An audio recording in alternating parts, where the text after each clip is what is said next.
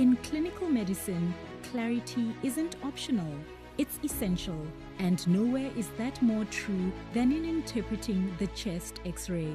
This quick-fire session delivers a clear, structured framework for rapid and confident chest radiograph interpretation.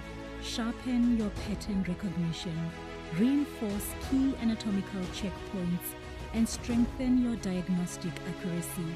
Built for busy clinicians who need speed, precision, and confidence in real-world decision-making.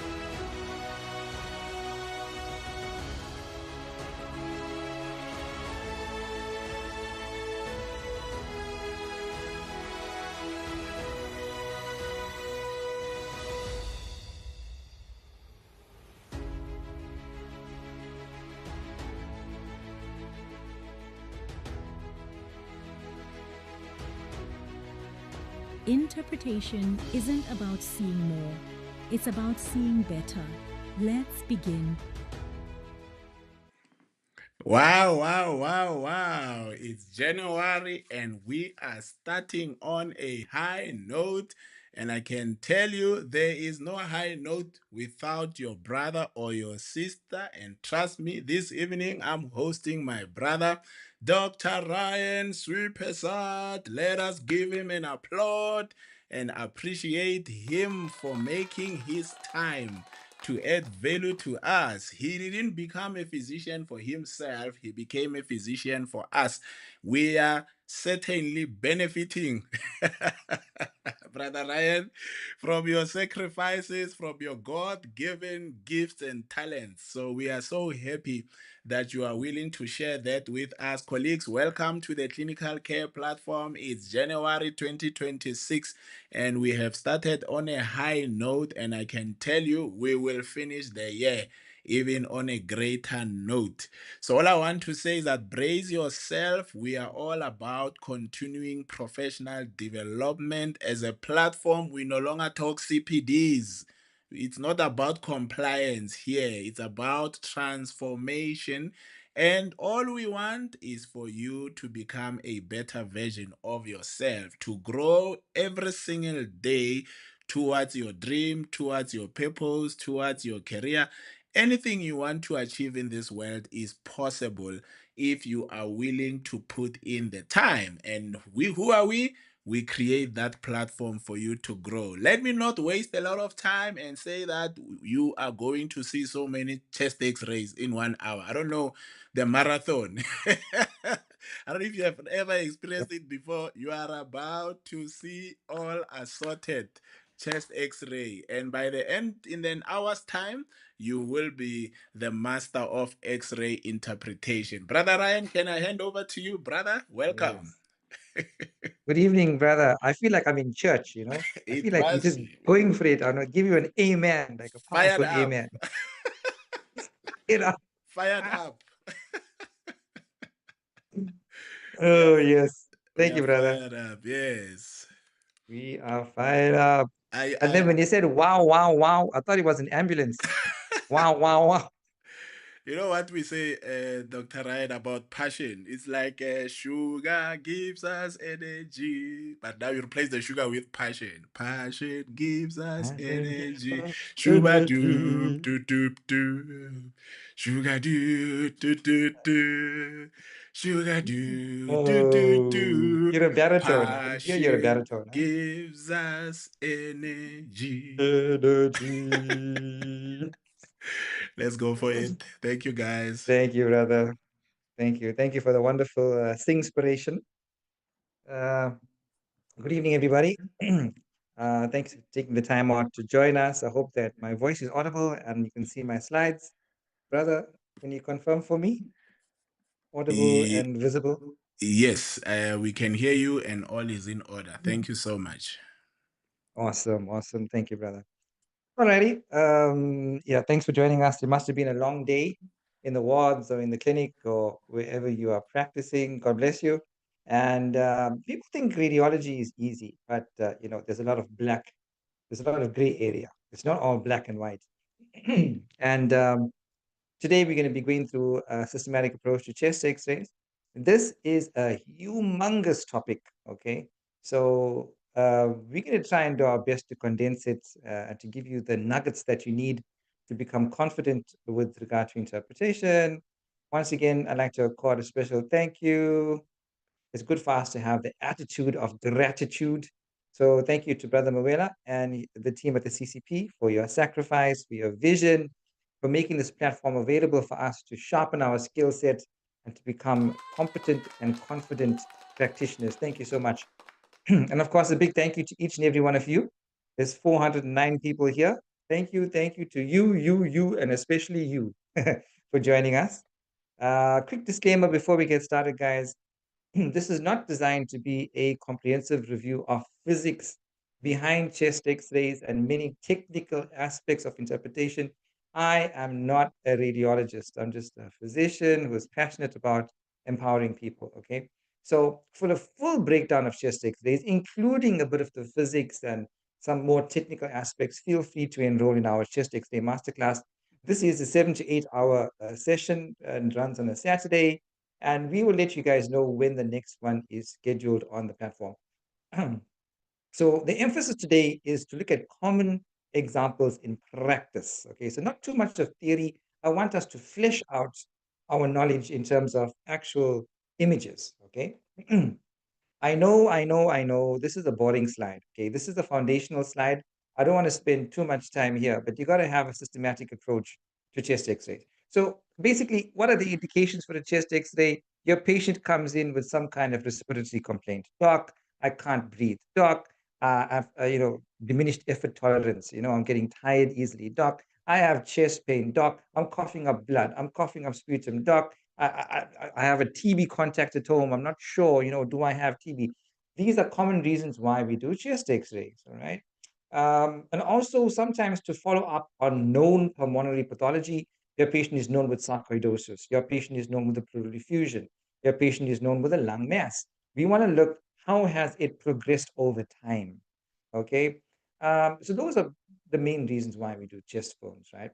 So when faced with the chest X-ray, be it in the clinic or in the ward, you got to make sure this is the right patient, make sure of the date, okay? And in terms of the imaging technique, so by default, most of our X-rays are PA, posterior-anterior, right? Which means that the X-ray beam is shot from the front and is captured on the plate at the back. That's what we mean by PA. But if you are in the ward and your patient is too unstable to get to the X-ray department, then we do a bedside unit. And that is the AP projection, anteroposterior, right? And so usually based on the appearance, whether this is AP or PA, sometimes it's marked BSU, bedside unit, sometimes it's not. So if you see the heart is really, really large, okay, yes, it could be cardiomegaly from heart failure, but usually in the AP view, the bedside unit, the heart is going to be large. And this is because of the way the X-ray beams are projected, okay? And also the clavicles appear to be slightly more V-shaped in the PA and usually more horizontal in the AP. All right, but usually, like we said, this is marked out for you. And since you are the practitioner, you know what view you ordered. Okay, so if you ordered a BSU, you probably could be interpreting a BSU. If you ordered a PA, it's probably going to be a PA, right? So technical aspects to consider: rotation. All right. So normally when we look at the medial ends of the clavicles, they should be equidistant from the spinous process, right? If that is not the case, most likely your patient is rotated either one way or the other, right? The spinous process should be equidistant from the medial ends of the clavicles, all right? Is the patient inspiring adequately, all right? So normally we look at the number of anterior and posterior ribs. Okay, so if you look at this, the ribs that are more easily visible are the posterior ribs. You see these ones here that look a bit convex. Okay, those are posterior ribs. The ones that are coming this way, right? Those are the anteriors. The anterior ribs are a bit more difficult to see. And generally, we aim to see between 7 or 8 anterior ribs, or at least 10 posterior ribs, to say that your patient has adequate inspiration. So if you were to count here, 1, 2, 3, 4, 5, 6, 7, 8, 9. Okay, so this is approaching 10, right? So this is adequately inspired form. I'm looking for at least 10 posterior or 7 to 8 anterior. Okay. So in terms of exposure, I should be able to see that some detail of the vertebral bodies within the cardiac silhouette, right? If I can't see any detail of these vertebral bodies, then it is underexposed. If I'm seeing too much of the vertebral bodies, it's overexposed. This is perfect. I should still be able to see some detail, but not too much through the cardiac silhouette. That's how we know we are adequately exposed. So technical things, guys, make sure your patient's data is correct. This is the right patient. Look at the date and the time. Look at the view. Is it AP or PA? Check for rotation. So that spinous process must be equidistant from the medial ends of the clavicle. Look for inspiration. I should be able to see at least 9 to 10 posterior ribs, 7 to 8 anterior ribs. Adequate exposure, looking at the vertebral bodies within the cardiac silhouette. Is everybody okay so far? Give me a thumbs up, guys. These are the technical aspects of the film. Quick We are fire. good. We are good. We are good. We are good. Wow, wow, wow, wow, wow, wow, wow. Sorry, going to an ambulance mode there. Okay. Now, whether you go now from inside out or outside in is totally up to you. The danger with chest x-rays is that people automatically just look at the lung fields, because the lung fields are what is, expected to be abnormal. But if you don't have a systematic approach, you're going to miss pathology in other key anatomical areas. Okay, let's just say, okay, I don't want to spend too much time on this slide because this slide can actually take us quite long to go through. I've got some examples to go through. So just in general, right, look at the lung fields, okay? And you're going to determine if there's any infiltrates. And infiltrates, we have reticular and nodular infiltrates. We'll have a look at some examples, so don't worry about that. And you're going to look for, in your classifications, the presence of curly B lines, the lung apices, look at vasculature. So this here, in the hilar area, can either be pulmonary vessels or it could be lymph nodes. We don't really know, okay? We'll look at how to approach the hilum in another slide, okay? Then look at the heart. Okay, or look at the mediastinum rather. Okay, and we talk about mediastinal masses, and the way to delineate mediastinal masses is it anterior, is it posterior, is it superior, is it inferior? I've got a slide coming up on that. Looking at the heart, is the heart normal in size? So we've got to compute something called the cardiothoracic ratio, which is the maximal diameter of the heart compared to the maximal diameter of the thorax.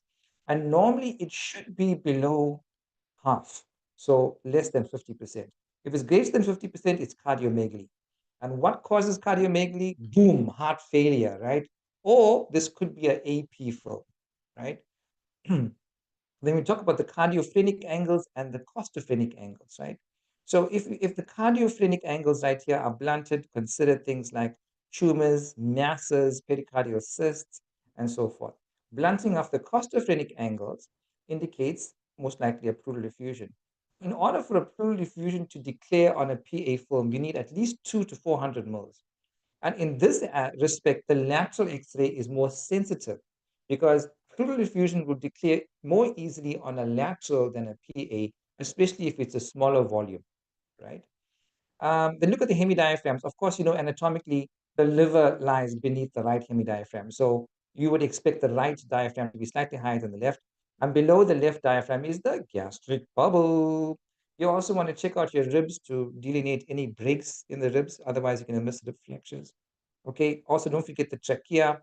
Check for tracheal deviation. And we've got a lot of examples of this coming up. So, like I said, I don't want to spend too much time on this film, but it's easy to get caught up in this film and this film as well. This is the lateral film, right? Now, I know most of us don't really care about the lateral, but there are certain instances where a lateral is very helpful. Okay, just quickly, the retrosternal chest space here should be clear. If this space here is not dark, it implies some degree of ventricular enlargement. Okay, and we'll have a look at that.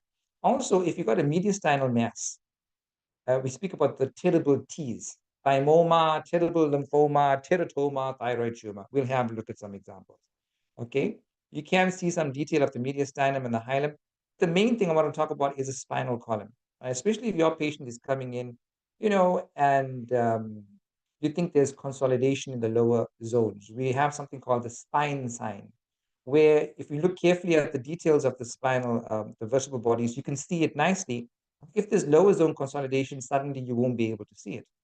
That indicates consolidation, right? Then, of course, we comment on the diaphragm and the costophrenic angle. So usually a smaller volume of pleural effusion will declare on the lateral. You may see it on the lateral, but not on the PA, all right? Some other important things here: tracheal shift, air under the diaphragm. I'm sure you guys know air under the diaphragm equals a perforation of a hollow viscus. That patient belongs to the surgeon, right? Okay, cool. Let's look at some typical patterns in the wards. So I like to call these the six, well, I didn't put a picture here, but this 6 prototypical images, right? So this is lobar pneumonia. You can see a nice area of consolidation right there.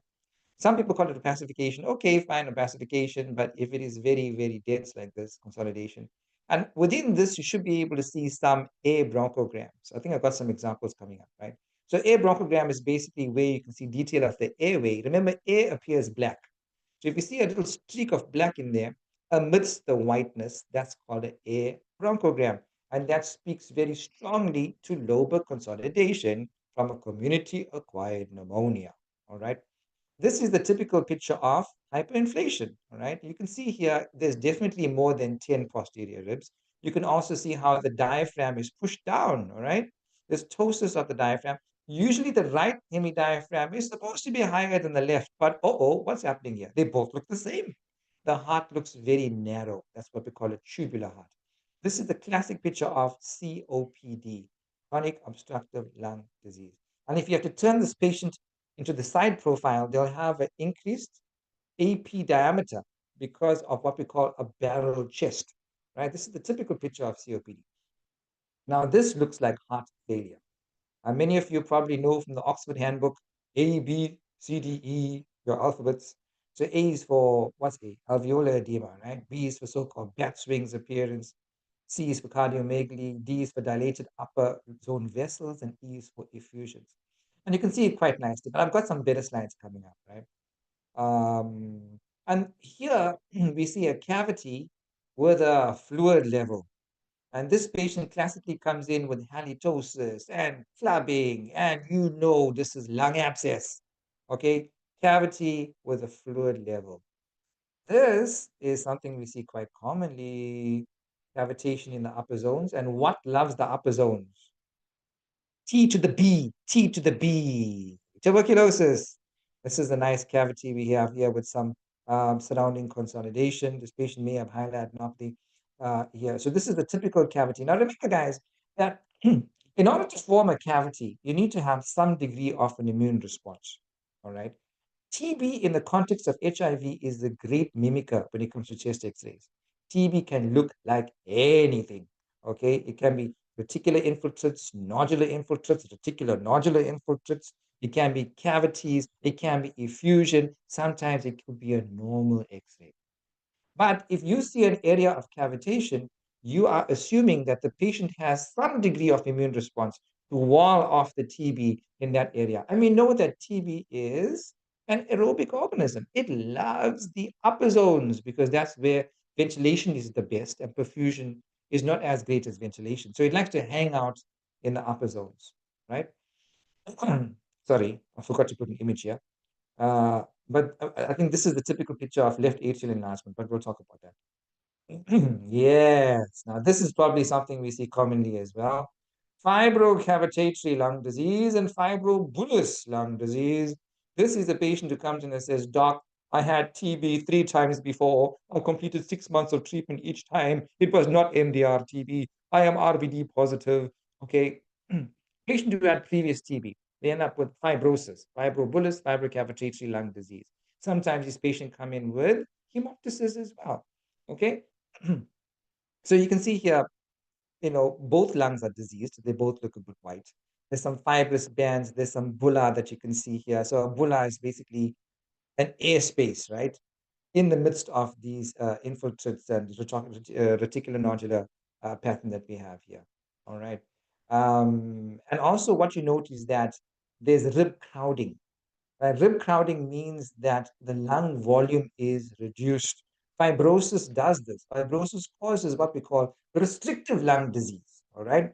So if you look at the ribs, they are so close. I would even say they are closer on the left lung than they are on the right lung, which means that the fibrosis is probably more severe on the left than the right, even though both show disease. Right. So that's basically that. Okay. So let's get into more specifics now. So all lung disease, guys, and we'll be touching on this on the masterclass on Saturday when we look at pulmonology in medicine. All lung disease radiologically is either consolidation, which is a picture of lobar pneumonia, effusion, and we'll talk about effusion, fibrosis, cavitation, suppuration, or atelectasis. So atelectasis is a fancy word that just means collapse. And often why patients get collapse is because of something obstructing the bronchus. The classic example for those of us who work in ICU is when you have a mucus plug, which plugs one of the bronchioles. It's like a balloon, when you're blowing a balloon and suddenly you occlude that opening, or maybe even something blocks that opening. Over time, that balloon will deflate, right? And that's exactly what happens in collapse. Sometimes we have collapse because of massive compression from the outside, like patients who have tension pneumothorax. There's compression of the lung from some space-occupying pathology outside the lung, okay? And often what obstructs the bronchus is a tumor. So patients with bronchial carcinoma end up with collapse. Patients with mucus plugging end up with collapse, right? Examples of suppurative lung disease, guys, you know the deals, right? Empyema, bronchiectasis, of course, lung abscess, thank you very much. Okay. Alrighty. So let's look at the cardiac silhouette and mediastinum for a bit. So this is the heart, right? This is the heart. And we can see some other bulges and knobs and stuff. What is all this? Okay, if that is the heart, this anatomically is what you must picture in the eyes of your mind now when you're looking at the X-ray. So I've got the aortic arch right here. I've got the ascending aorta on the right-hand side. I've got my right pulmonary artery. And like we said, that's the hilar area, right? In the hilum, you can have pulmonary vessels, right pulmonary artery, left pulmonary artery. My left atrium sits around about here, my left ventricle around here, and my right atrium here. So if we take this away and look at that, you should, in your mind's eye, be able to picture where these things are. And the descending aorta comes down this way. And if we have to put a picture, an anatomical picture, I've superimposed that in there to give us a more vivid image of the underlying anatomy. All right, take that away, take that away, take that away, take that away. That's the heart. That's what it looks like. These are my different anatomical structures. This is the descending aorta, and this is the image, the superimposed image of the anatomy. Right, so let's feel free to screenshot this, guys, if you guys want to. I think it's quite a helpful image. Okay, let's talk about specifics, guys. Cardiomegaly, we said, is a cardiothoracic ratio above 50%. It's a big heart. Now, patients with cardiomegaly are very generous people because they're always giving to everybody. They've got big hearts, Okay, sorry. So cardiomegaly, any cause. Oh, thank you. I was hoping you guys would get the joke. Sometimes I just joke to myself, you know.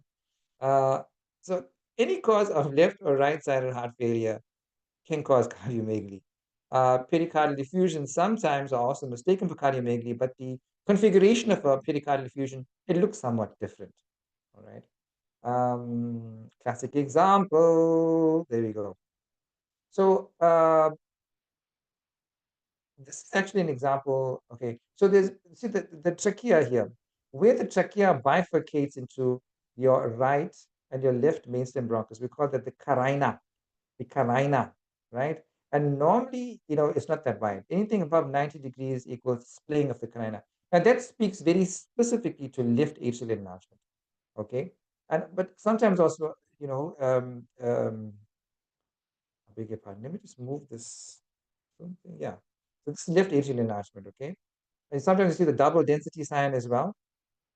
Yeah. So you can see here, there appears to be two shadows, you know, and that's because of the appearance of the large left atrium and the right atrium, giving you this kind of double shadow. You can see one here and another here. So those two are very specific for left atrial enlargement. Now, for those of you guys going for physician exams, this is a famous X-ray because this usually speaks to underlying mitral stenosis. Because one of the main causes of left atrial enlargement is mitral stenosis. And let's go clinical now. What is the kind of murmur you get with mitral stenosis? It's a mid-diastolic murmur. Mid-diastolic murmur, if the valve is pliable, you have an opening snap. If the patient is not in atrial fibrillation, you'll have pre-systolic accentuation of the murmur. And often what you have is a soft first heart sound. Sorry, I beg your pardon, a loud first heart sound. And you may have stigmata of pulmonary hypertension, okay? But the classic X-ray is splaying of the carina, double cardiac contour, pulmonary hemosiderosis. Okay, there's a couple of things that they expect you guys to know, those of you going for exams for mitral stenosis and LA enlargement. But other causes of left atrial enlargement is left-sided heart failure and mitral valve disease. Yes, mitral stenosis, mitral regurgitation, mitral valve prolapse. All righty, all righty. If you were very astute and looking at this X-ray, what do you notice? I've outlined it here. Hmm? Can you see it? Can you see it? Oh, what is that? Hmm? That is mitral valve replacement. This patient had a mitral valve replacement. And you guys know that if it's a metallic valve, the patient has to be on, say it, warfarin. Okay, anyway. What is this now? Right. Sorry, this Zoom taskbar is on the way. Let me put it at the bottom. Good. Right ventricular enlargement. Okay. So, like we said, guys, the most sensitive way to determine this is by looking at the lateral. And we spoke about this beautiful space called the retrocardiac space. So, or the retrosternal space, right? So, if you have filling of the retrosternal space as shown here, this is boom, right ventricular enlargement. Okay. Now, pray tell what causes right ventricular enlargement? Pulmonary hypertension. Any cause of pulmonary hypertension, right? For those of us going for exams, what is the WHO classification of pulmonary hypertension? It always comes out. So there's groups 1 to 5. Group 1 is pulmonary arterial hypertension. And what causes that, guys? HIV, schistosomiasis, okay, connective tissue disease, systemic lupus, rheumatoid arthritis, okay. Class 2 is that which is due to left-sided heart disease, and that is the most common cause of pulmonary hypertension, left ventricular disease. So it could be left ventricular failure, it could be mitral valve disease, okay? Group 3 is because of chronic hypoxemia, example, interstitial lung disease, example, chronic obstructive lung disease, COPD. Class 4 is because of thromboembolism. So we call it CTIF, chronic thromboembolic pulmonary hypertension. And group 5 is the weird and wonderful miscellaneous group with sarcoidosis and histiocytosis X and lymphangioliomyomatosis and LAM and all those weird and wonderful diseases, right? So pulmonary hypertension, pulmonary valve disease, all of that causes right ventricular enlargement. Thank you very much. Who's next? Pericardial effusion. Okay, so pericardial effusion, guys, will have a nice big globular heart. Some people call it the water bottle heart. Why water bottle? I'm not talking about the plastic water bottles we carry around the world. I'm talking about in old times, water bottles were made up of leather. And when you fill that water bottle, it became very round. And that's where the term water bottle heart came from. Okay. And pericardial effusion, by and large, is acute or chronic. But for us in sub-Saharan Africa, the main differential is T to the B. T to the B, tuberculous pericarditis, probably the most common cause, right? But if it's acute, it could be trauma, viral pericarditis, a rare complication of MI, and everybody knows this. And for those of you going for exams, Dressler syndrome is the very weird autoimmune pericarditis that follows a MI and iatrogenic issues, especially post-procedure. But we usually catch them in the subacute to chronic phase. And then you have to think about T to the B, okay? But also remember, malignancy can do it, especially lymphoma, breast, lung, when it has metastasized out. Renal failure. Why does renal failure cause pericardial effusion? Well, something called uremic pericarditis, all right? Collagen vascular, so that's lupus. So lupus causes what we call serositis, and serositis means inflammation of the body cavities. So pleuritis, pericarditis all stick together. Hypothyroidism can also cause, right? Great. So I should have put in a slide for pericardial effusion. I didn't. I'm sorry, guys. But it's a very globular looking heart. Okay, so mediastinal masses is a big topic.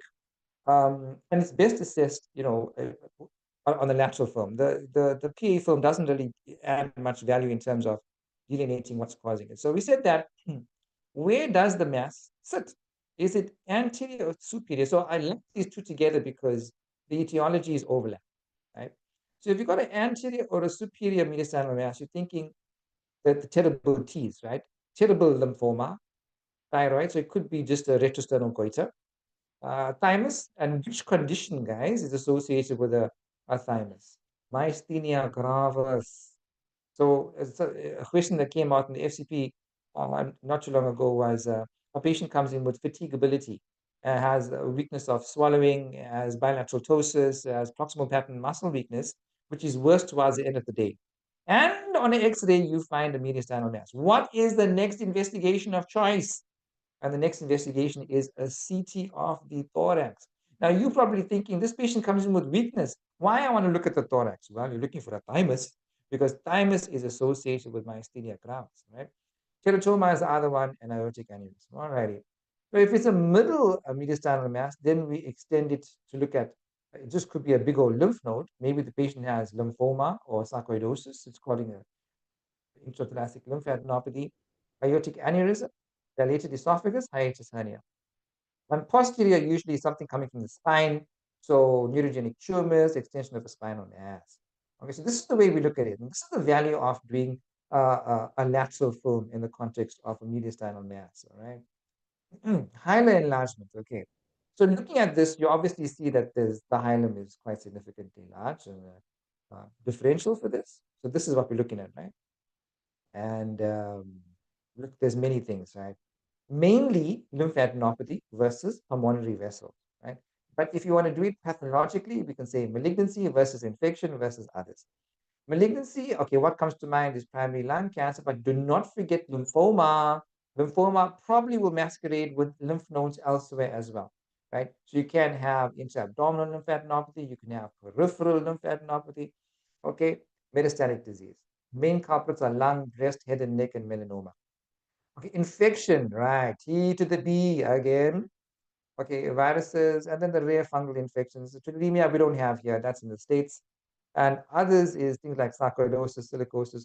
Dilated pulmonary vessels, guys, we spoke about pulmonary hypertension, and the very rare pulmonary artery aneurysm and bronchogenic system. Guys, common things are common. Do not forget lymphoma. Do not forget TB. Do not forget pulmonary hypertension. And then, of course, the causes of pulmonary hypertension, right? Pneumothorax. What's a pneumothorax, guys? So pneumothorax is accumulation of air in the pleura. Now, you guys know that the lungs are surrounded by a visceral pleura and a parietal pleura.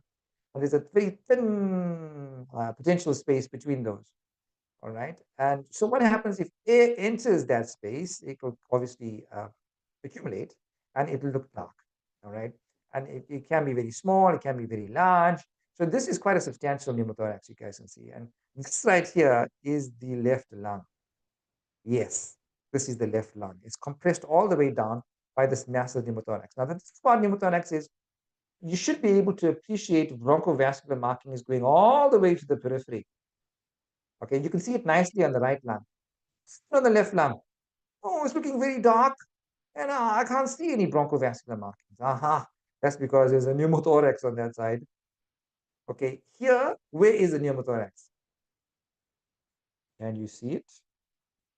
Can you see it? Aha, look there.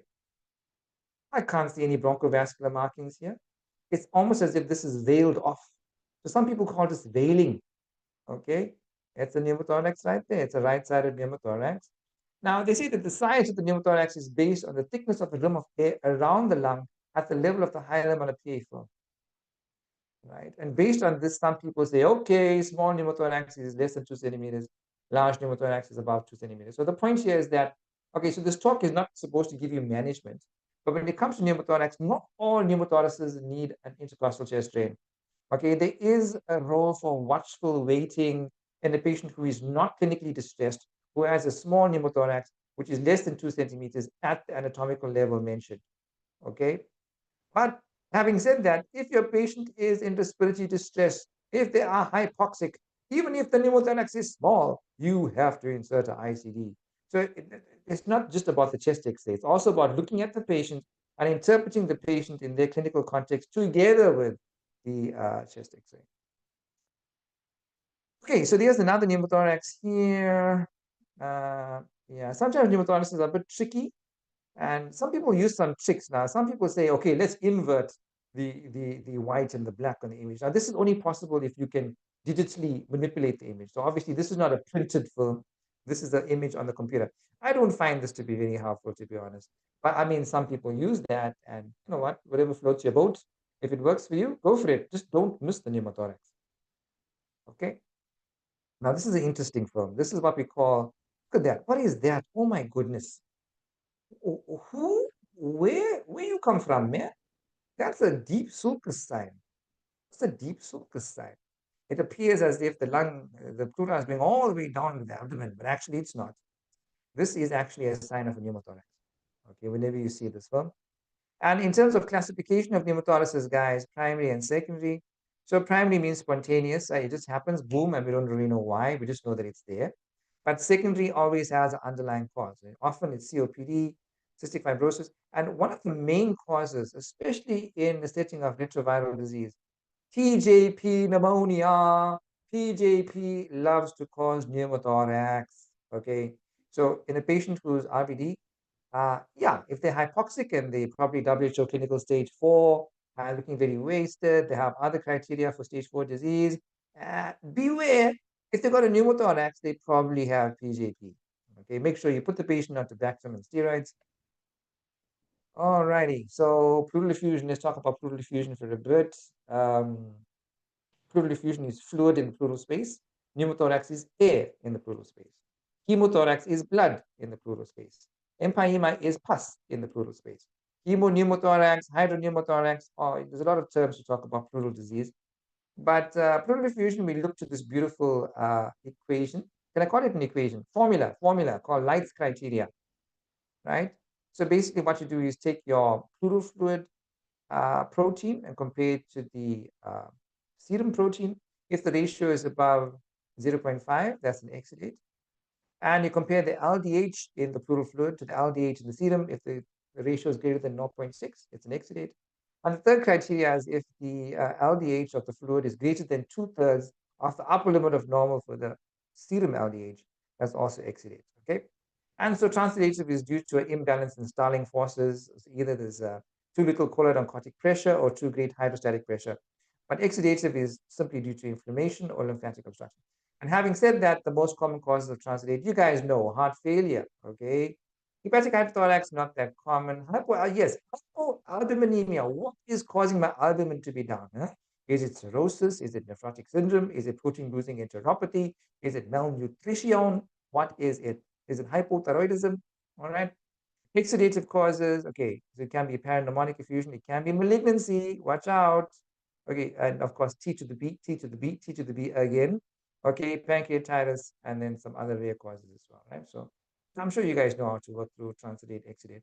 While we're still on the pleural disease, let's talk about diffuse pleural thickening. So here we see classic examples of pleural plaques. Now, pleural plaque, it doesn't appear to actually be in the lung because you've got to look at how it compares to the overlying bone. It looks almost the same density as the overlying bone, all right? And that's how you know this is probably not originating in the lung per se, but in the pleura actually, right? And causes of diffuse pleural thickening, guys, previous infection, prior hemothorax, okay? Some occupational lung disease, especially asbestosis, and the dreaded complication of asbestosis is mesothelioma, all right? Radiation and malignancy. Okay, this is the pleural-based malignancy. Okay, once again, you can see that it doesn't really look like it's originating from within the lung, all right?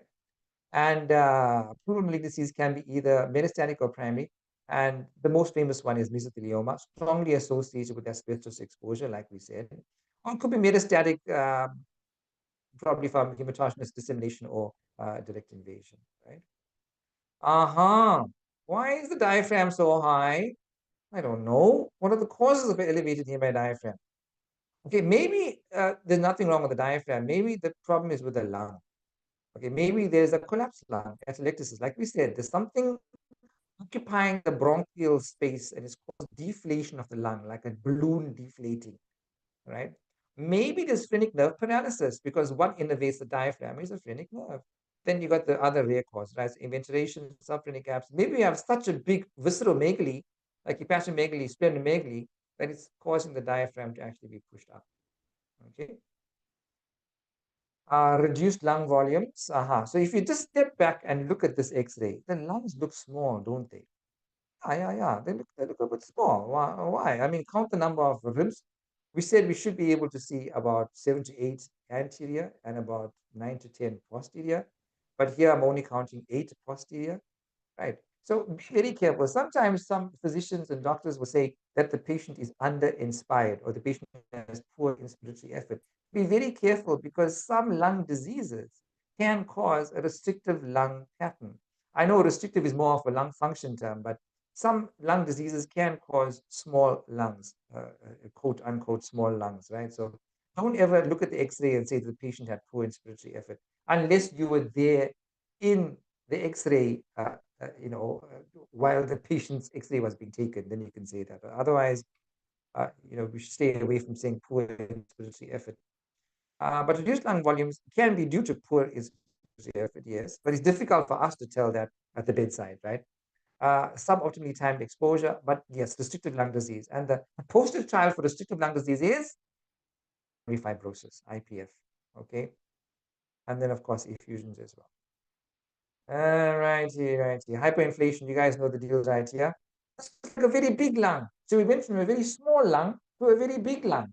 Look at the number of posterior ribs, guys. 1, 2, 3, 4, 5, 6, 7, 8, 9, 10, 11. Going on to 12. Okay, this is hyperinflation. Remember, we said that the diaphragms look a bit low, the heart looks a bit tubular. Okay, you know this, right? This is chronic obstructive lung disease. Asthma only during exacerbation, right? So asthma doesn't typically give you this picture. It can when the patient is having an exacerbation, right? But COPD, yes, of course. Okay, alveolar opacity is what's the time, guys? Oh dear. Okay, we have to move a little bit faster. Alveolar opacity is due to the accumulation of fluid within the alveoli and terminal bronchioles. Okay, and that's seen here. All right. Opacities are hazy with poorly diffused, poorly defined margins. So it looks like pulmonary edema, doesn't it? I've got a couple of other examples, guys. So basically, we divide that into cardiogenic, non-cardiogenic, and the other term for non-cardiogenic is acute respiratory distress syndrome. There's a whole lot of causes, right? Pneumonia, sepsis, pancreatitis, burns, you name it. And of course, cardiogenic is usually congestive heart failure. Now, if you want to be fancy, you can do a pulmonary capillary wedge pressure, the Schwann-Ganz catheter, but that is a very invasive thing. Normally, patients with cardiogenic will also have a big heart, but non-cardiogenic will not have cardiomegaly. And that's a useful way just to kind of tell the difference between cardiogenic and non-cardiogenic pulmonary edema. Bat's wings. I'm not calling Batman for this one, but it's bat's wings appearance. This is pulmonary edema. This is heart failure, okay? cardiogenic pulmonary edema. But don't forget, ARDS can also give you this picture. Right. And then ways to differentiate between cardiogenic and non-cardiogenic pulmonary edema. So with cardiogenic, we said the heart looks big. And then if you look at the regional distribution of the opacities, is relatively homogeneous, which means uniform or the same. But with non-cardiogenic, it's patchy. You can have air bronchograms with non-cardiogenic, peribronchial cuffing with cardiogenic, and you may have curly B lines and pleural effusions with cardiogenic, but not with non-cardiogenic, all right? Okay, let's skip the slide. Yes, let's talk about interstitial opacity. So we talk about infiltrates. Now, infiltrates, guys, happens diffusely across the entire lung. And often you have appearance of too many lines or too many dots or too many lines and dots. So the technical term for lines is reticular. The technical term for dots is nodular. And when you have too many lines and too many dots, that's reticular nodular. Now, watch this. We can superimpose some X-rays. Boom! This looks like a lot of lines, doesn't it? So it's bilateral reticular. This looks like a whole lot of dots. So it's nodular. This looks like lines and dots, reticular nodular. Now, T to the B, TB, can have any one of these appearances. Classically, reticular nodular, right? So let's talk about it again. Lines, dots, lines, and dots. Reticular, nodular, and reticular nodular. And superimpose images. Reticular, nodular, reticular nodular. All right, now, if you're looking at predominantly reticular, there's a whole lot of differentials. Have a look there, guys. IPF, connective tissue disease, asbestosis, hypersensitivity, pneumonitis. If you have nodules, we talk about the size of the nodules. Are they very small? Are they very large? Now, miliary TB looks like millet seeds, very, very small nodules, right, across both lungs. Nodules greater than 2 centimeters are rather large, and that's where you're thinking about metastatic cancer, sarcoidosis, rheumatoid nodules, and so forth. Ready? Okay, this is a nice table. You guys can screenshot this. We're not going to go through this in any great detail. Alveolar versus interstitial opacities, right? Focal opacities. You know, the reason why I'm trying to get through these slides is because I actually have kind of like a quiz coming up. Okay, so yeah, so this will leave for the medical registrar and the radiologist. This defines different patterns of pneumonia, right? So suffice to know there's lobar, segmental, interstitial, and round pneumonia, right?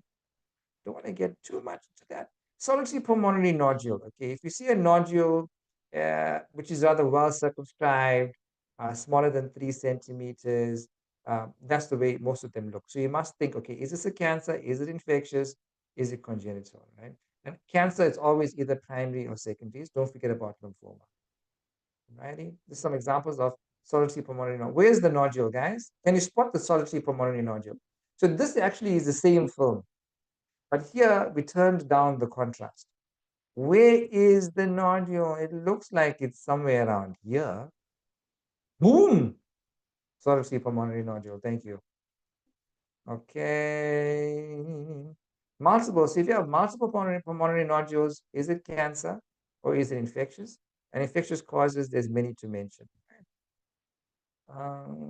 Okay, cavities. So I've got a couple examples of cavities. A cavity is basically it's an area which is walled off. Okay, so there are many different causes of cavities. Here we see a massive cavity. Here we see a lung abscess. So if you have a cavity with air fluid level, we call this a lung abscess. Right? This is TB, a classic tuberculous cavity. Nice one, nice one.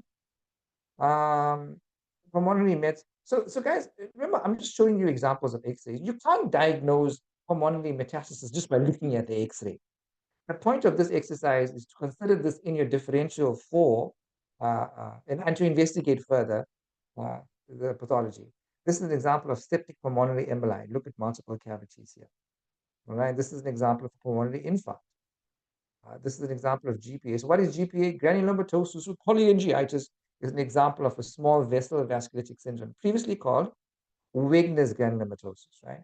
And this is rheumatoid arthritis with some cavities that you can see. So cavities are important, right? This, you can see, oh, look at these terrible cavities, guys. Absolutely terrible cavity. That's a pneumatoceal. All right. Okay, atelectasis, we're going to leave this for the radiologist in the house. Suffice to know that atelectasis just means collapse, and we've been through collapse before. Okay, so what I want, yeah, so this is important to recognize what collapse looks like on an X-ray. So the right upper lobe, when it collapses, it usually collapses superiorly and medially. Okay, so common findings includes a density in the upper medial right hemithorax with the superior displacement of the right hilum and horizontal fissure. So this is typically a right upper lobe collapse. Now, one of the most difficult ones to appreciate is the right middle lobe collapse, because this usually has minimal impact on surrounding structures. And all you can appreciate is that there's an overall reduction in right-sided lung volume. I mean, if you have to step back and look at this X-ray holistically, it does appear as if the right lung is smaller than the left.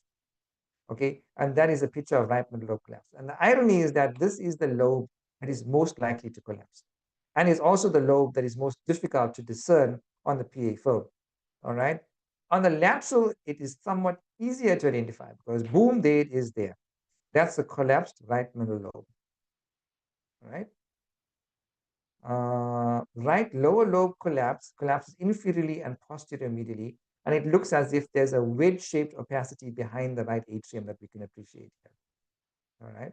So one more time, the right upper lobe looks like this, right upper lobe collapse. Right middle lobe collapse is very nondescript, but it just looks like as if there's a reduction in right lung volume, and we can appreciate it better on the lateral flow. And the right lower lobe looks like an opacity or a wedge-shaped opacity behind the right atrium. All right. Left upper lobe collapse anteriorly, but 50% of them will collapse medially, and that's what it looks like. Um, um, and there's a weird sign called the Lifteschel sign. We're not going to get into that too much today. And the left lower lobe collapse looks here like a triangular opacity behind the heart with inferior displacement of the left hilum. I know collapse is a bit difficult, guys, but I had to put it in here for comprehensiveness, right? All right, so let's see what's the time, Brother Mawela. Okay, the time is almost 25 past. Let's take at least 20 minutes, guys, and zoom through this. So each of the images, I'm going to give you about, Brother Mawela? No, I was saying we are good. We are ready. We are good. We are ready. Wow, wow, wow, wow. Yes, quiz time. Let's go. So I'm going to give you like maybe 5 seconds to quiz, and then in your mind, so normally I would ask you guys to type in the chat box, but I think in the interest of time, let's just mentally create a differential for this. What are you seeing and what is it? Boom. Let's start a pleural diffusion. Now you may argue with me and say, hey, it looks like a consolidation, given, okay? But when I see a bit of a meniscus happening here, I'm thinking, okay, more likely a pleural diffusion, okay? And differential for effusion, guys, nice criteria, translate, exudate, and work it out from there, okay? Okay. Homogeneous opacity in the middle to lower zones bilaterally with what appears to be a meniscus sign as well. So would I dare say this is a bilateral pleural diffusion? Yes, I would. Bilateral pleural diffusion. Causes of bilateral pleural diffusion. So now we're less likely to think something local to one lung. We're thinking something that's systemic because it's affecting both lungs, right? And classically low albumin and nephrotic syndrome, cirrhosis, heart failure can do it. And, bilateral extensive TB, yes. Okay, what's this now? So this is a dense kind of homogeneous opacification or consolidation here, right? Look, it can be consolidation from pneumonia. It can be a mass as well. The trachea still looks central though. So I would say bronchocarcinoma, or it could be consolidation, right? So consolidation versus a mass. And whenever you talk about consolidation, you got to think about TB in the differential. So what you have to take a sputum for a TB, not nucleic acid amplification test. If it's a gene expert, to the gene expert, please. And a MCS as well, microscopy, culture, and sensitivity. Okay, so 3 things you're going to do to confirm a diagnosis. Okay, sputum. If you've got access to bronchoscopy, do a bronch. If it's palpable lymph nodes, do a FNAC with a view to biopsy, and you might want to consider a CT at some point. Okay, this is a bit of a strange X-ray. Yeah, once again, a dense kind of homogeneous opacity in the right upper zone. But look at the diaphragm, guys. Now, remember what we said about the diaphragm. diaphragm on the right is supposed to be higher than the left because of the liver. What's happening here? Diaphragm on the left is higher than the right. Oh, this is most likely a phrenic nerve palsy. So you put the two together, the bronchial carcinoma query here, together with phrenic nerve palsy. Maybe it's infiltrated the phrenic nerve. Okay. This is a very round looking, massive opacity. It looks nodular. A differential for this could include any of these. Okay. So lung abscess before burst, hydatid cyst, secondary deposit, bronchial carcinoma, could be a tuberculoma, it could be consolidation. What further investigations should be done for this patient? Well, you probably want to do a lateral. Okay, do your inflammatory markers, your full blood count, take your sputum. Okay, the TST in this context, I'm not sure the exact utility of that, but definitely further imaging with a CT chest with a view to some kind of pathological biopsy. Okay, you can do a do bronchial brushing. Oh man, this is a mess. Look at this one. Man, that's bad. So this is multiple nodular shadows of variable size, and this is what we call cannonballs. These are cannonball lesions, and that speaks strongly to somebody who has multiple secondary deposits. Now, this could be classically a bowel cancer which is metastasized. And any cancer that metastasizes to the lung, even breast cancer, can have this kind of appearance. Terrible, terrible. 5 sources could be stomach cancer, prostate cancer, breast cancer, teratoma, renal cell carcinoma, and cancer of the thyroid. Okay. Opacity involving the right upper and part of the middle zone. There's an air bronchogram. I'm not sure if you guys can see the air bronchogram very nicely, but that's probably consolidation, right? Mass as well to be excluded. All right, and okay, investigations to confirm it's the same issue, right? Inflammatory markers, full blood count, sputum, consider sputum cytology. Two complications of this can be a lung abscess and empyema. Okay, let me give you some history for this one. It's a homeless gentleman who comes in and also abuses alcohol. He comes in with a reduced level of consciousness. He has halitosis and he has clubbing and he's hypoxic. What you gonna do when you see this one? Lung abscess, right-sided lung abscess. It's a cavity with an air fluid level. It's a cavity with an air fluid level. This is a lung abscess. Okay, how are you going to confirm that? Full blood count with ESR, CT chest, sputum. Complications of a lung abscess can become an empyema. It can complicate with bronchiectasis. It can seed into circulation and cause a brain abscess. Right? Watch out. Commonest cause, aspiration. So who aspirates? People who have a low level of consciousness. Now, you can have a diminished GCS for any number of reasons. You could be an alcoholic who's drunk. You could be a post-ictal patient. You could be a CVA patient who just can't swallow. There's any patient who is obtunded for any reason can aspirate. All right.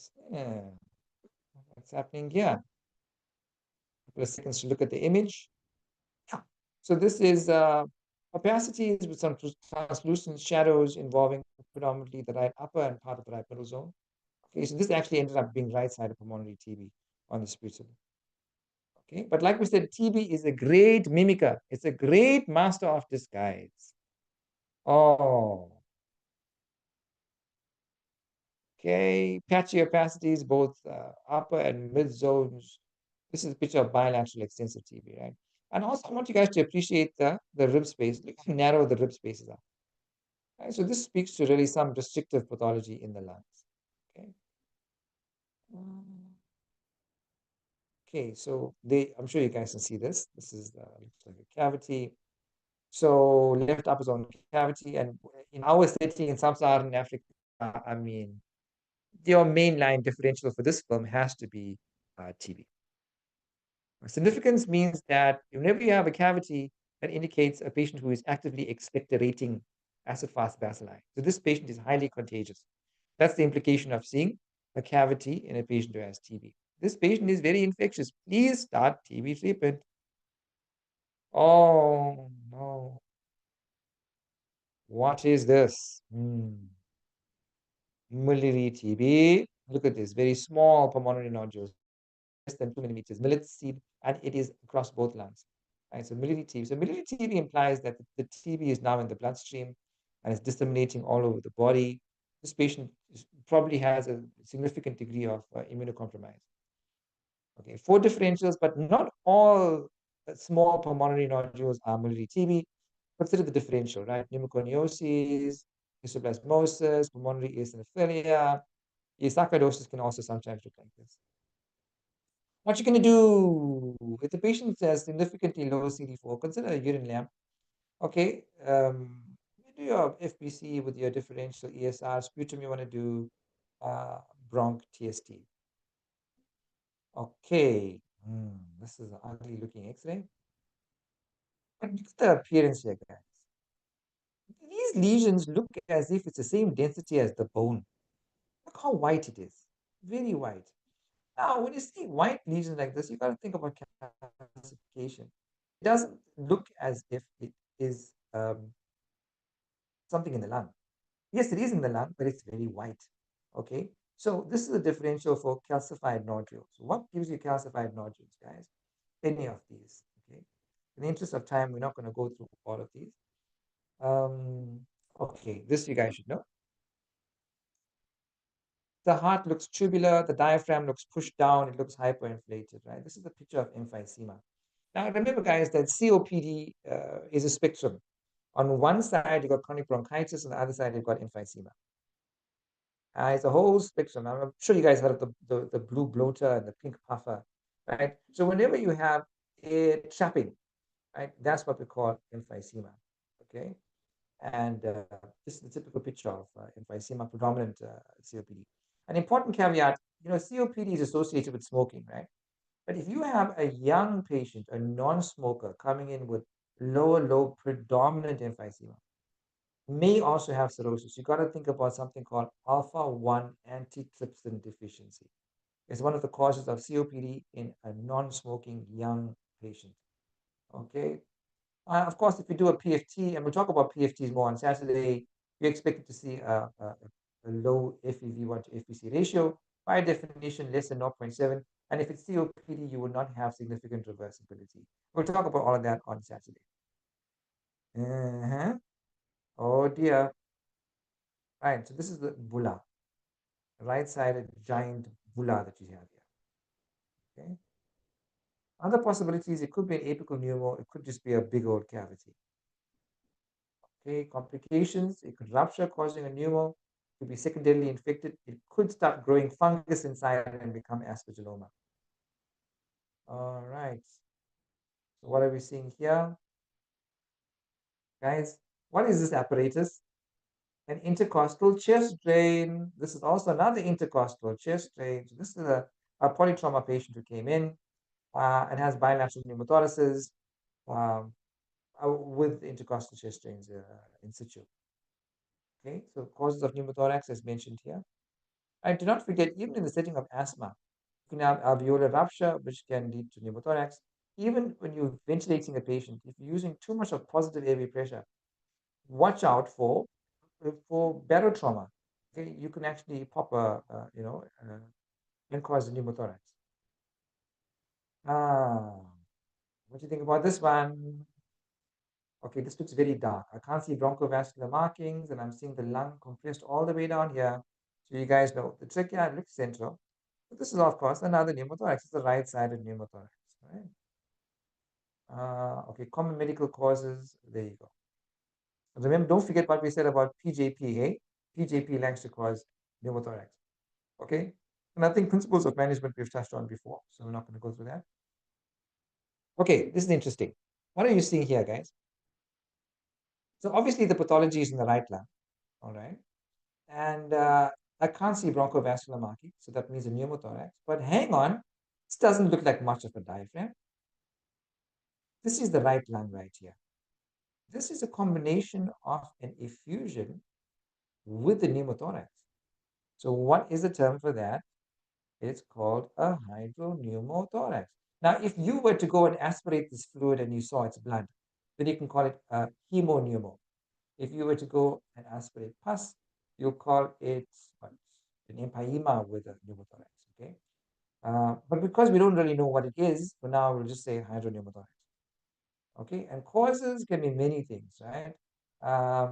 Do not forget T to the B. Oh man, where is my lung? Hello, lung, are you missing? Yeah, well, the left lung, I can't see any of the left lung. All right, this is what some people call colloquially a whiteout of the left lung, right? So homogeneous opacity occupying the whole left lung field, trachea and heart shifted to the left, uh, hypertranslucency. So guys, remember as well what causes tracheal deviation. Now, classically, pleural effusion and a pneumothorax would push the trachea to the opposite side, but a mass or fibrosis will pull the trachea towards the same side. So here we can see the trachea and the heart appear to be shifted to the left. So maybe there is actually some volume occupying pathology which is pulling the central structure that way. So maybe there's an underlying mass, but what we can say is this is collapse. This is what collapse of the left lung looks like. Okay. And classically, this is a picture. You know, when you're initiating somebody and you push the tube too far down, the natural inclination of the tube is to go towards the right, which means the entire left lung is not going to be ventilated. And they will give you an X-ray that looks exactly like this. Entire collapse of the left lung. Okay. All right. Thank you. Thank you. Thank you. Hilum, why is my hilum looking so big?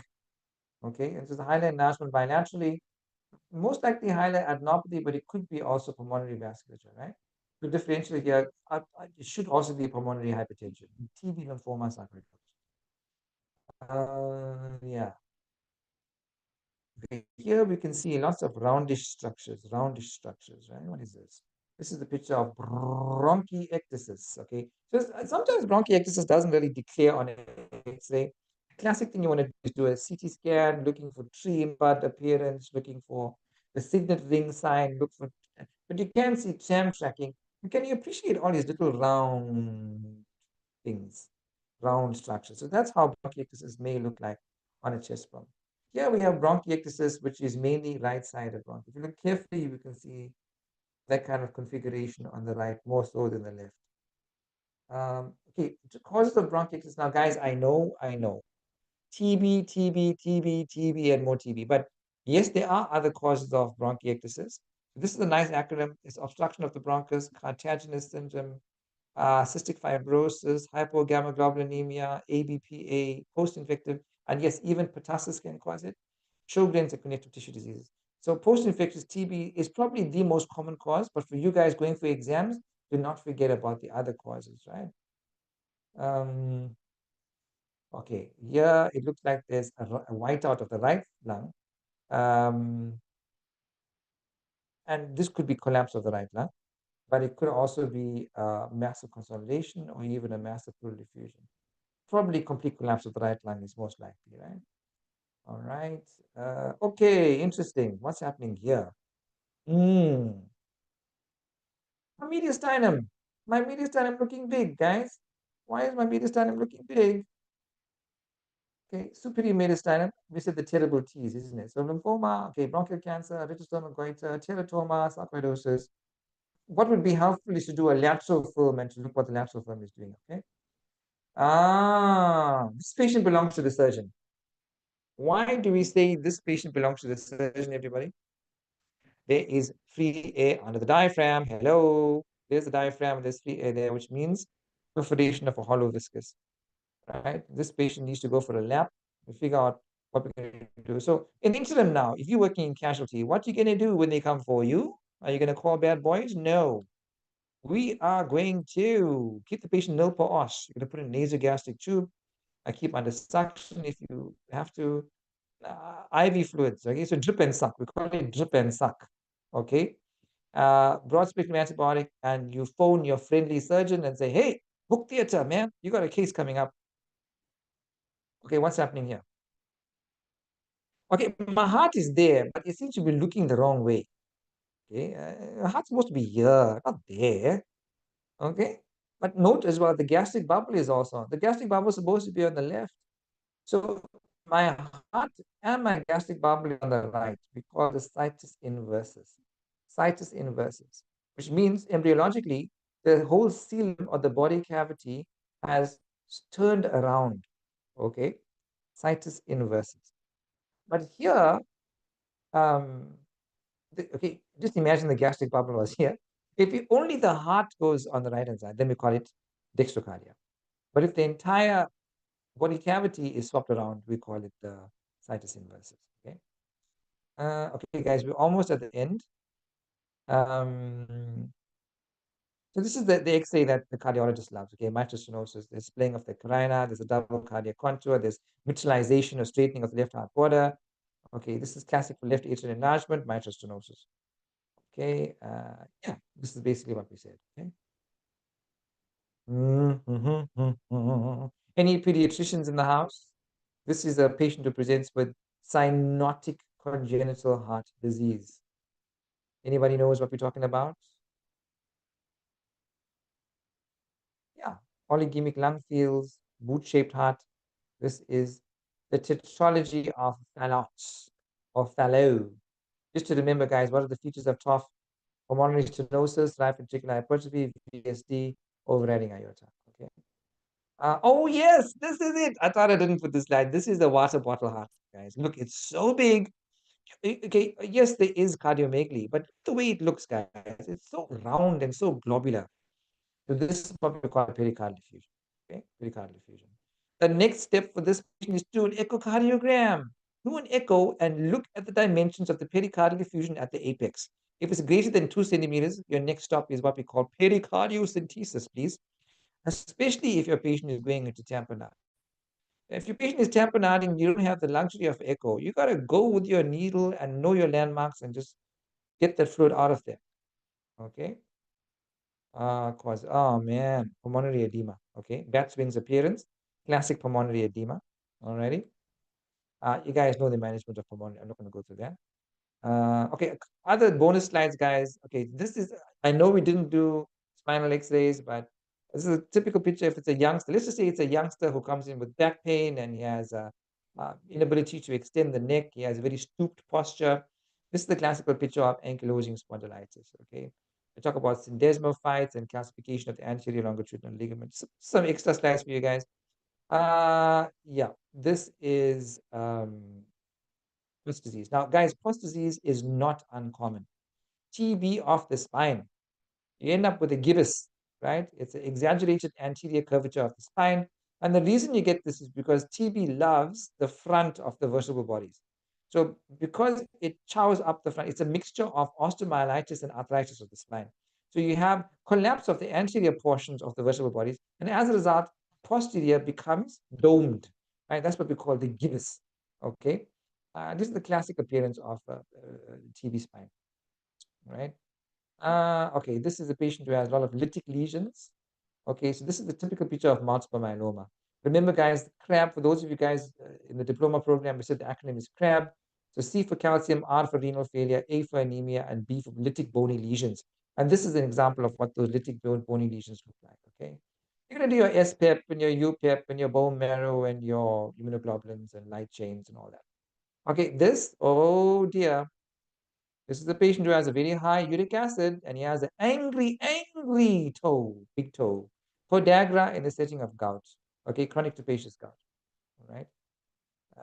And this is the classic picture of rheumatoid arthritis. Okay, you can see the deformities here, but classically you see subchondral sclerosis, you see joint space narrowing, and so forth. Okay, so this is a picture of rheumatoid arthritis, Z-shaped deformity of the thumb, and so forth, so on.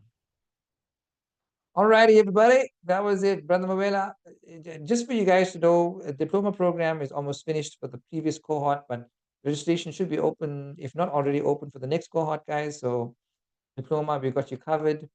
Okay, and the FCP2, you guys going for FCP2, we have a beautiful bundle available, 8 master classes on each of the disciplines, featuring both theory, OSCE, and SOE type format. We've got the lab analysis workshop that we offer on the platform. These are examples of slides from there. Then we got the mechanical ventilation workshop that we also offer. I'm just zooming through these. This is just basically the scope of what we cover. We introduce you to capnography. We talk about vent modes, vent settings, you name it, you name it. Okay. We even got access to an online vent simulator, ECG masterclass. Okay, this is what you can expect there. This is just some examples of slides. And if this has whet your appetite, we have the chest X-ray masterclass as well that we offer on the platform. This goes into much more detail. We'll have more time to look through examples. And if you love internal medicine, check out my YouTube channel, guys. Internal medicine algorithms and mnemonics. Yeah, this is an example of a slide. Nothing major, guys. Brother Mawela, I think we're done, brother. Yes, yes, yes, yes. You are done, but we ain't done. We still want to engage with you because you gave us such an awesome talk. So yeah, just to say thank you so Brother, much. I don't know what my happened to room you light is there. off. My room light is off, so it looks like I've disappeared. Okay, should I switch off your camera here? Let Whoops. me. Oh, there Okay, you I'm back. go. I'm back. Yay, Brother Ryan is back. Hey.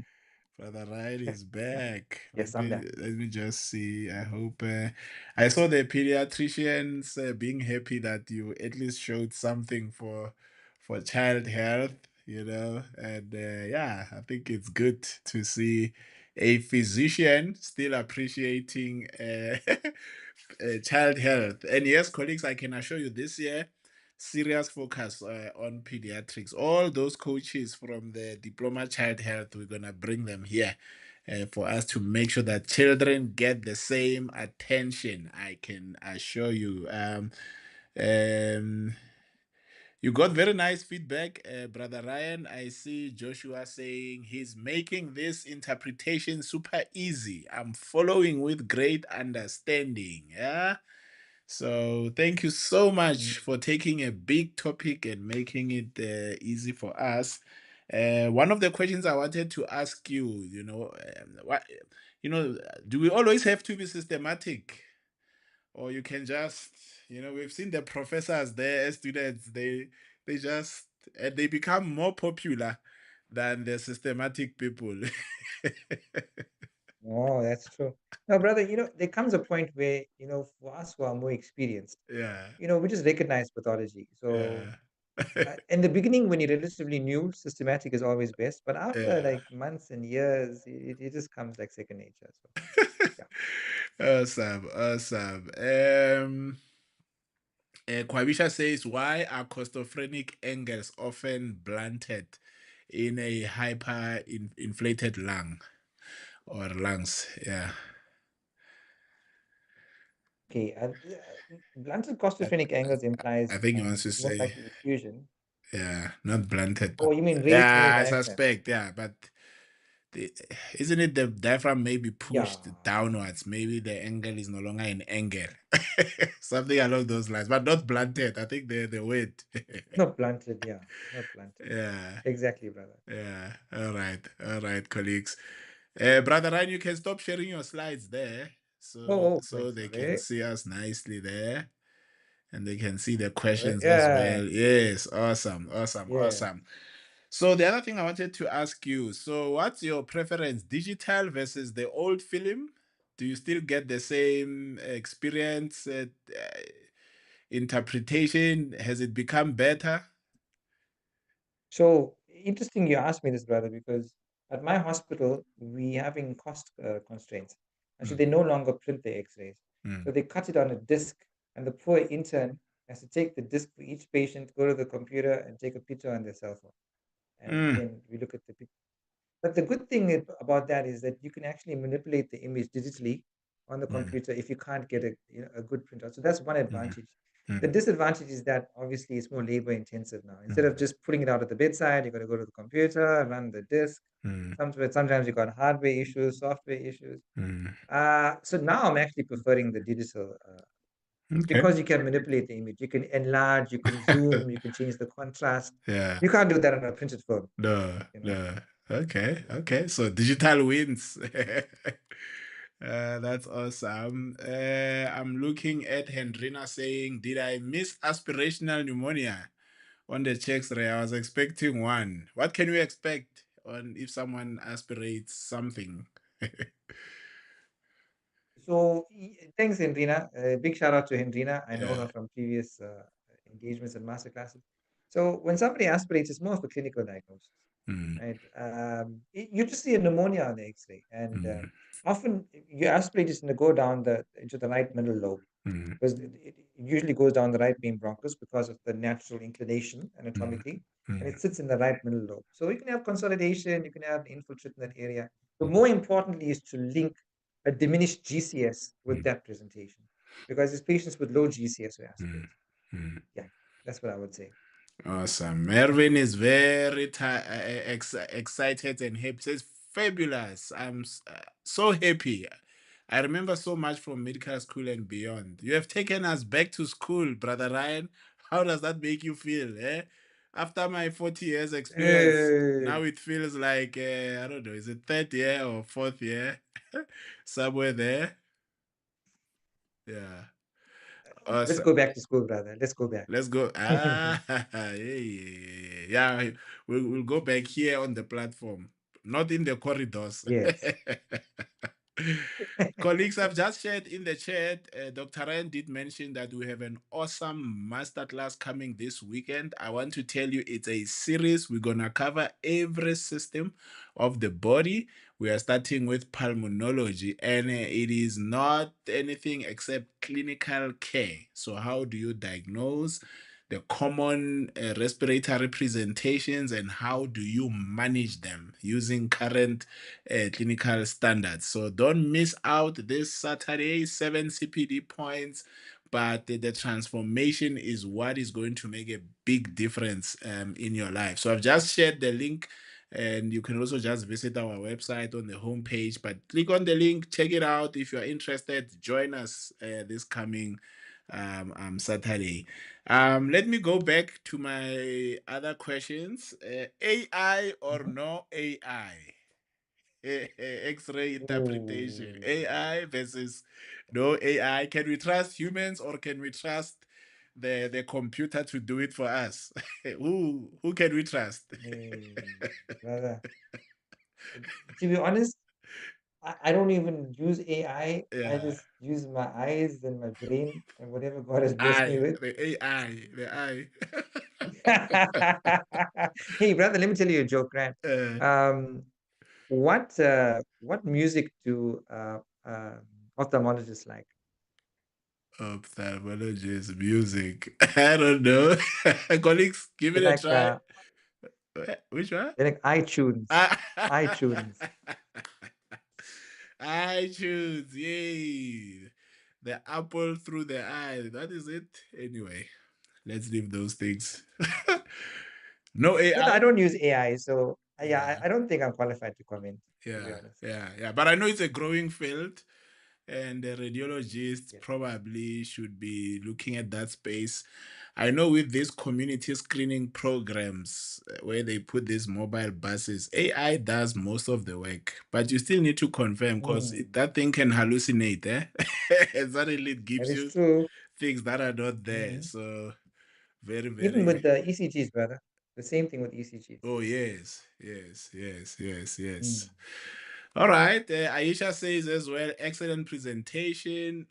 Almost, you almost got Aisha back to medical school to do internal medicine. Boo. You must do internal medicine, not almost. Come now, Aisha. Hey, Aisha, come. We are ready. Hey, registrarship in internal medicine. Hey, those weekend calls.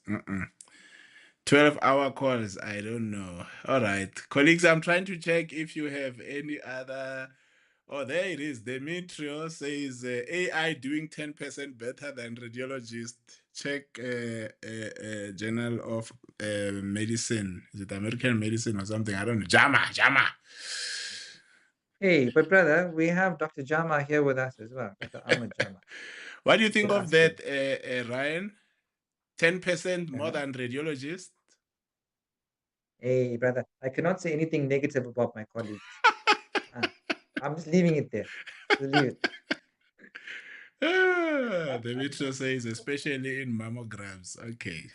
So we're gonna check JAMA, the big journal there, and we read more. Okay, colleagues, it's okay. Only if Brother Wright is the tutor. Okay, Yebo. let's start. Yebo. Come. Oza. Let's start the registrar program here at CCP online medical school. Come one, come all.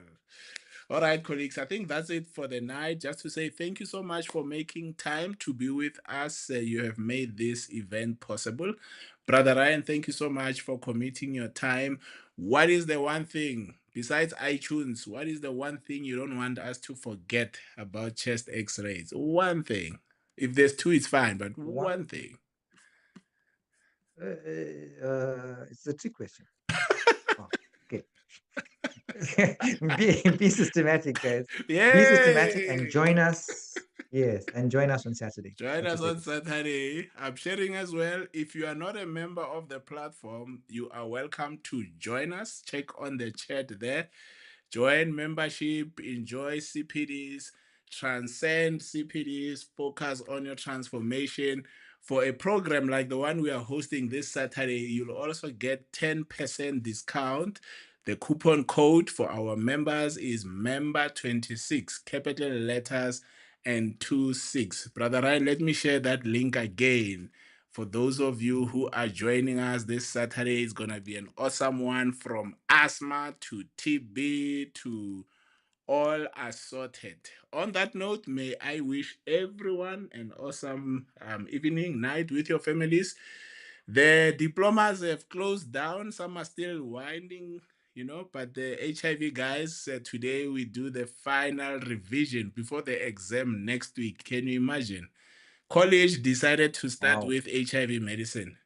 Next week, the 3rd and the 4th, we've got 2 papers. It means by next week, this time, we're going to have diplomats. When they write their email, they'll say Dr. Ryan Swipesat, DIP HIV MAT, open bracket, Wow, wow, SA, wow. close bracket. Pow, pow, pow, pow, pow, pow, pow, pow, pow. Yes. Sharp, guys. All the best. Bye. See you.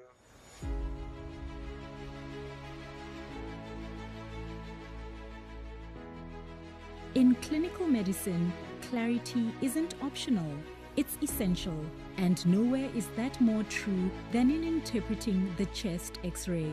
This quick-fire session delivers a clear, structured framework for rapid and confident chest radiograph interpretation. Sharpen your pattern recognition, reinforce key anatomical checkpoints, and strengthen your diagnostic accuracy. Built for busy clinicians who need speed, precision, and confidence in real-world decision-making.